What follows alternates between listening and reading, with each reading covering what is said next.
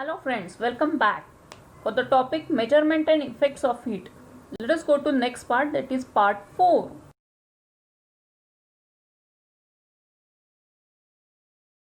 See which topics we will be having in this session. First is exchange of heat, next is specific heat, and then we are going to understand the construction working of calorimeter, and you are going to make calorimeter at home. And we will perform certain experiments related to exchange of heat, specific heat, and then you are going to use your brain power. आधीच्या एक्सपेरिमेंटमध्ये तुम्हाला काय बरं अजून लक्षात आलं? आपण तिथे thermometer तयार केला. खाली भांड्यामध्ये गरम पाणी होतं. त्याच्यामुळे काय झालं? बाटलीतलं पाणी पण गरम झालं. And because of that we have seen the effect of it, that is expansion of liquid. पण आतलं पाणी गरम का झालं? बाटलीच्या आतलं. Since it is the effect, that is exchange of heat. Heat was exchanged. We have earlier seen that heat is getting transferred from hot object to cold object. So let us perform one more experiment to understand the exchange of heat. Let us understand the exchange of heat. उष्णतेची देवाणघेवाण समजून घेऊया घरातच असणाऱ्या सगळ्या सामानातून. Okay, I have 2 copper glasses and cold water glass and hot water glass. Okay, now what I am going to do, I am going to put cold water in one glass and hot water in another glass. Now at the moment glasses are separate. Now what we are going to do, measure the temperature of both the waters. So let us have our thermometer again. Let us put thermometer in cold water glass for 1 minute, remove it and note down the temperature. Shake it well. Put thermometer in hot water. Whenever I say hot water, that is the warm water. Remove it, note down the temperature. Okay, let us keep this thermometer aside. Now we are going to touch these glasses each other and then we'll wait for 15 minutes. Now for this 15 minutes you should not touch the glasses at all. Okay, after 15 minutes let us put our thermometer again in cold water, note down the temperature, in hot water and note down the temperature. What do you observe? Temperature of cold water is little risen up and temperature of hot water has gone little down. Okay, why this has happened? Since there is exchange of heat between cold water and hot water. We have used metals here. We know that metals are good conductors of heat. Let us try to understand this little more. Okay, in terms of kinetic energy, gatij urja. When temperature of cold water has risen up, that time the kinetic energy of molecules of this cold water has increased, whereas for hot water the kinetic energy of the molecule has decreased. If you keep this assembly for more time, you will observe that temperature in both the glasses is equal, same. That means kinetic energy has become equal. आता आपल्याला specific heat म्हणजे काय हे कळलं. पण ती calculate कशी करायची? आपल्याला सायन्समध्ये थोडं तरी मॅथमॅटिक्स लागतं की नाही?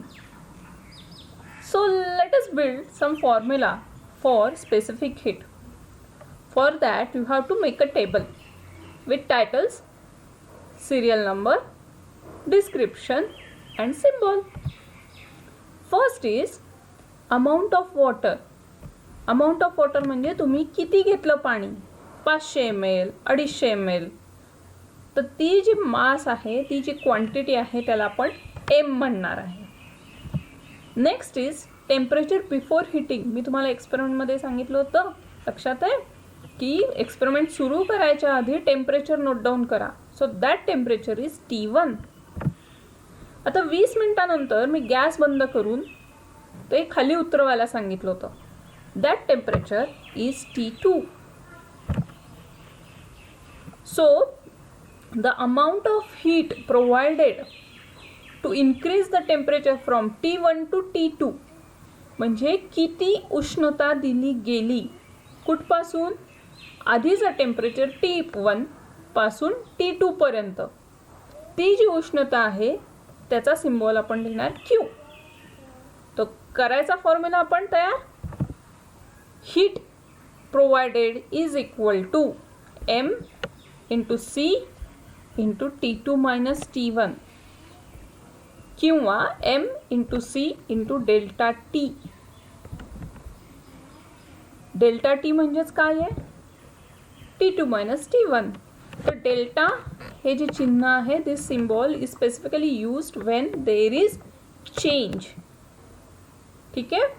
And what is C here, that is proportionality constant, but that is specific heat of the material.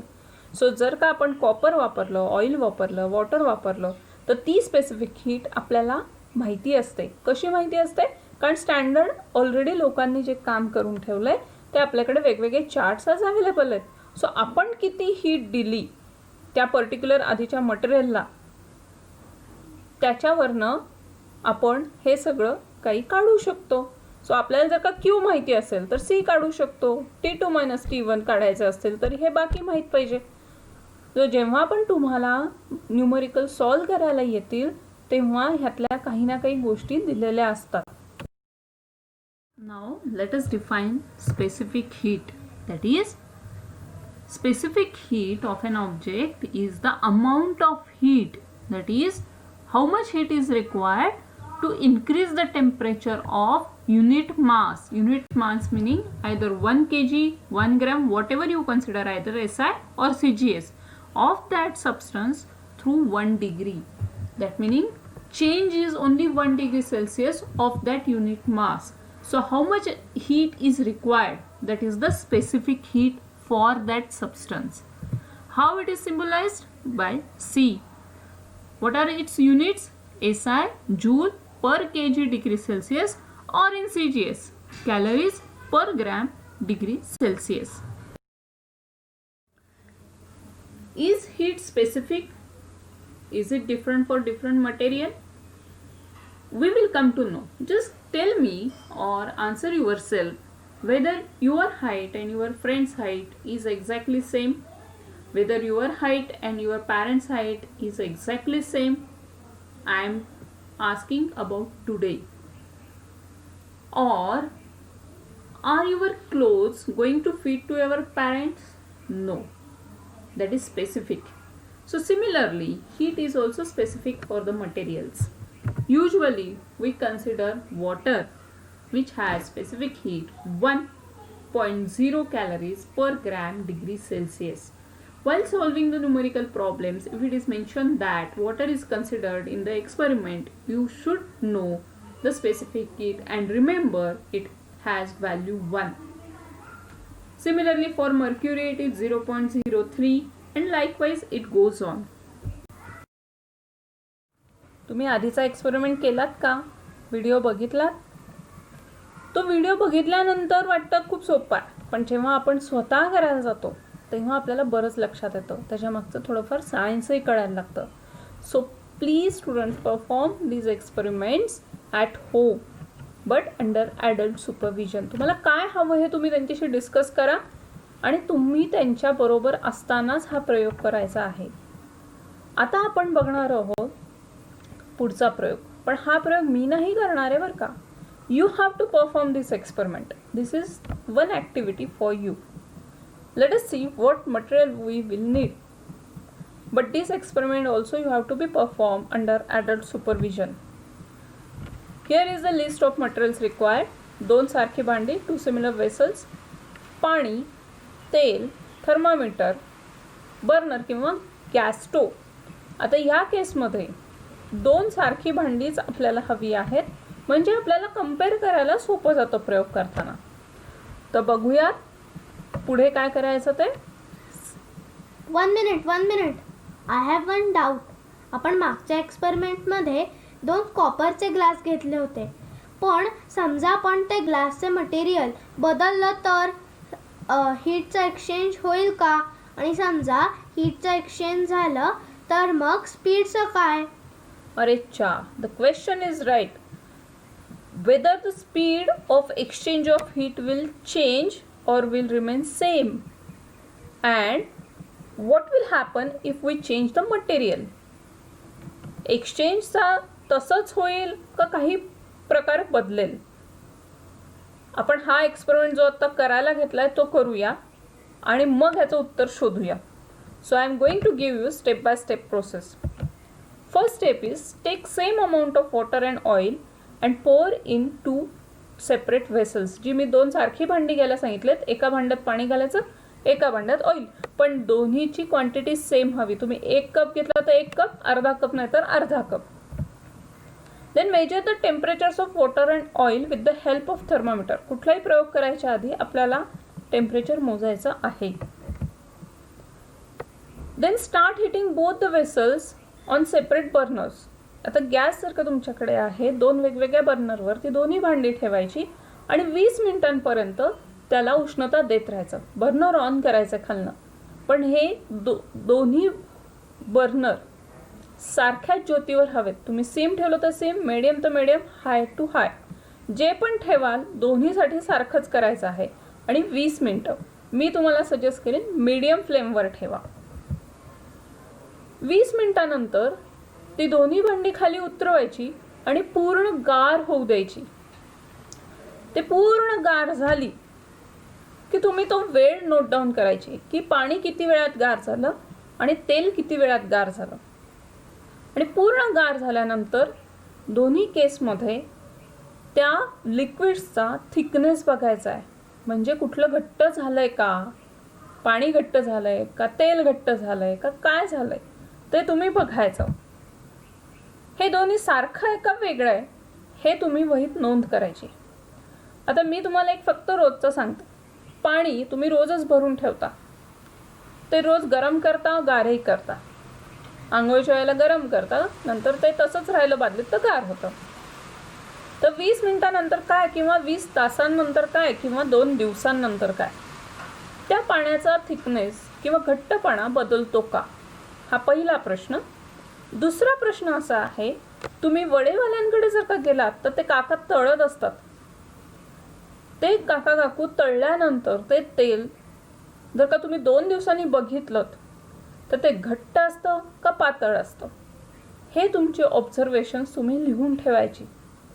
आणि काय करायचं, त्याचे उत्तर आम्हाला पाठवायचं. आता मी तुम्हाला असं सांगते, दोन्हीचा थिकनेस बदललेला आहे. पाण्याचा काय आहे तो तुम्हाला माहिती आहे, तेलाचा तुम्ही ऑब्झर्व करणार आहात, तर तेलाचा बदलतो. म्हणजेच मटेरियल टू मटेरियल हा घट्टपणा बदलतो. So can we say that this thickness or now density is different. It changes from material to material. So for particular material it is specific. And now here is the concept of specific heat. So तसंच material to material heat exchange सुद्धा बदलणार आहे. That's why we call it is specific heat. I have one question. I can measure temperature with the help of thermometer. But how to measure heat? Is it always possible to calculate? Let us see. How to measure heat content? That is the instrument called as calorimeter. Its construction is similar to your thermoflask, or you call it as thermos. It has a glass outside, glass meaning any plastic material outside, or any non-conducting, non-heat conducting material, and inside there is usually use the copper vessel. In the copper vessel we can pour water. Sample can be kept whose we want to know the specific heat. Then there is stirrer and a thermometer which is inserted. So by different kind of experiments and measurements, we can calculate specific heat of the given substance. मित्रांनो, हे काय आहे सगळं माहिती आहे? What we are going to make? Calorimeter. Okay? What will you need? A stainless steel glass, a cup, ordinary coffee mug, जो तुमच्या घरात असतो तो, गरम पाणी, एक पक्कड, एक चमचा प्लास्टिकचा हवा, क्ले, एक बॉल बेअरिंग आणि झाकण. झाकण नसेल तरच तुम्हाला क्ले वापरायचा आहे. आणि तुम्हाला लागणारे स्पंज. स्पंज समजा नसेल तर कापड खूप प्रमाणात लागेल, किंवा टॉईज मध्ये जे स्टफिंग वापरतात ते चालेल, कापूस चालेल. ठीक आहे, आता आपण let us start with the experiment. Let us consider this coffee mug first. आता आपण हा स्टेनलेस स्टीलचा छोटासा ग्लास आहे, त्याला स्पंजने असं गुंडाळूया आणि खालची बाजू पण अशी दुमडून टाकायची. And let us put this inside our coffee mug. It will look like this. If you don't have such kind of lid, I will show you how to make lid for our mug. It should be done like this. I have made one lid like this, which is exactly fitting on this mug. Before that, let us make a hole to this lid so that the stirrer should go inside. Now we are going to measure this water and then pour this known quantity of hot water in the stainless steel glass. Fill it completely, but make sure it should not fall down inside the mug also. I will show you how it looks. Now, this Ti or T1 is the temperature of this system before starting the experiment. Now I have this ball bearing. I'm going to hold this on this plier. And I'm going to heat this on the gas burner. Hold this ball bearing in the plier and measure the weight of this ball bearing. You may have the balance in your kitchen. साधारणपणे स्वयंपाकघरात काय क्वांटिटीचं आपल्याला पीठ हवंय त्याच्यासाठी एक छोटासा weighing balance असतो, तर त्याच्यावर ठेवून तुम्ही हे बॉल बेअरिंगचं वजन मोजू शकता. Let us heat this ball bearing on the burner. I am going to put this hot ball bearing inside the mug. I will show you how it looks. Now measure the temperature of this with the help of thermometer. Note down the temperature. Now this is second temperature, that is T2. So T2 is greater than T1. हा T2 आहे, हा जास्त आहे temperature, कारण ह्याच्यात आपण गरम ball bearing घातले, सो टेम्परेचर वाढणार आहे. थोड्या वेळाने हा आपला तयार झालेला कॅलरीमीटर, आतलं पाणी आणि बॉल बेअरिंग ह्याचं टेम्परेचर सेम असणार आहे. Let us cover this with our lid. Let us put stirrer inside and seal it properly with the help of other clay material. Also put this thermometer by making hole and make sure it is going inside well. After 5 minutes, just stir the water. Now, heat is given by the ball bearing, so that heat is Q0. Heat is gained by the calorimeter. त्या कॅलरीमीटरला ball bearing कडनं heat मिळाली आहे, that is QC. आणि पाण्याला सुद्धा ती heat मिळाली आहे, दॅट इज QW. सो आपण हे काढायचं का आता, Q0, QC, QW, कारण आपल्याला वेगवेगळे टेम्परेचर्स माहिती आहेत, वेगवेगळे मासेस माहिती आहेत, वजन माहिती आहे. सो आली ना मजा. So let us do some calculations now. केला का calorimeter? Now let us use that for calculations of heat content. आपण जे लाल पाणी घातलं की नाही स्टेनलेस स्टीलच्या ग्लासमध्ये, ते किती घातलं, त्याचं मास काय होतं, दॅट वॉज MW. आपण हे एक्सपेरिमेंटच्या आधी नोट डाऊन करायचं आहे. आपण ते स्टेनलेस स्टीलच्या ग्लासमध्ये घातल्यानंतर त्या पाण्याचं आणि त्या भांड्याचं टेम्परेचर किती होतं ते पण आपण नोट डाऊन करायचं. ते आपण आता म्हणणार आहोत T1. Now mass of ball bearing. आपण जो गरम करून बॉल बेअरिंग घातलं की नाही त्याचा मास आहे M0.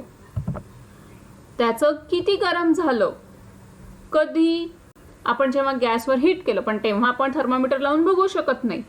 पण आपल्या प्रयोगासाठी आपण जेव्हा ते बॉल बेअरिंग स्टेनलेस स्टीलच्या ग्लासमध्ये घातलं तेव्हा ते कॅलरीमीटरमध्ये घातल्यानंतर ते टेम्परेचर किती आहे, T0.